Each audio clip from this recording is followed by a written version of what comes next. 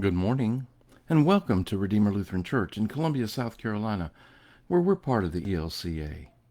I'm Pastor Gary Lodeholt. Here's another story about the sermon my dogs Angel and Boo preached to me. Angel missed it, and I missed her. I keep thinking that my dogs have probably shown me just about all they can when it comes to God and me. You see, so often in the past I have seen them in action and suddenly realized that what just happened is a lot like what goes on between God and me. And over the years, you've heard a lot about my dogs, Boo, the older, mature one, and Angel, the smaller, younger, about 2, dog. Both are black labs.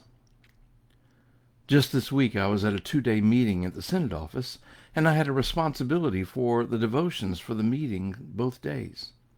And sure enough, I told stories about my dogs and what I learned about my relationship with God by the dog's relationship with me. So after a sermon on them a couple of weeks ago and 2 devotions on them, I thought they were through preaching for a while. Then came last night. It was Thursday, so I was teaching Bible study here at the church until 8 p.m., and then I headed home, and I started warming up some supper, and while it was warming, I stepped out to pet the dogs. Now, normally I come out, and wherever the dogs are in the yard, they come running. We have a small wooden table out there, and I usually sit on it, and they come to me and get petted and loved. Angel always has to give me a kiss first, before she lets me pet her. She's more interested in loving than in being loved.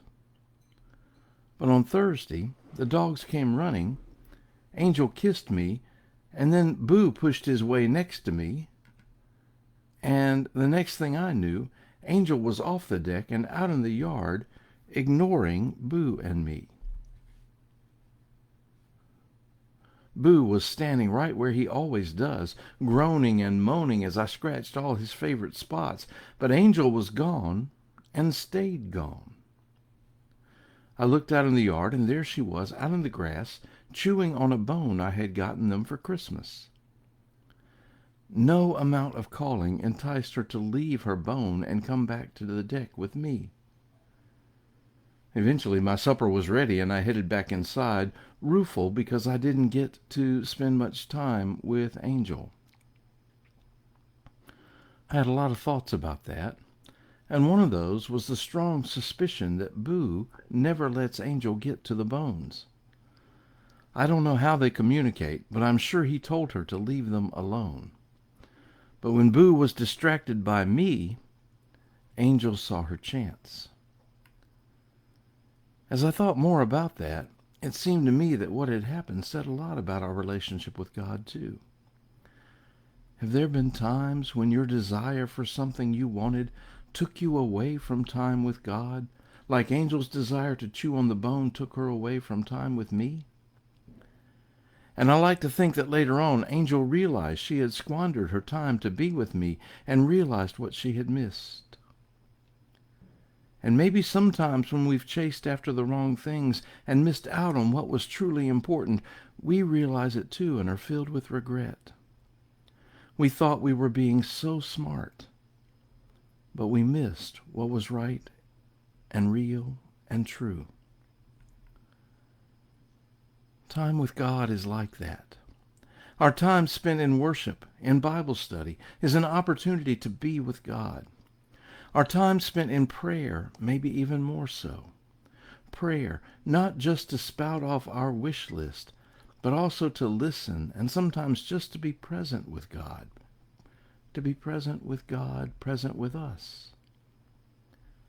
Our time spent with the family of God, feeling God in our midst, the support, care, and love lived out among us means so much.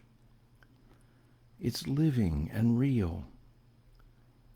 And yet, so often we choose dry, empty bones instead. I hope when I go home today, that I'll be a little more important to Angel, that she won't just give me a moment and then head off to something else. Because now I know how it feels to be left behind like that. And I imagine that's how God feels when we do it to him. Oh, drop your bones. God has come near.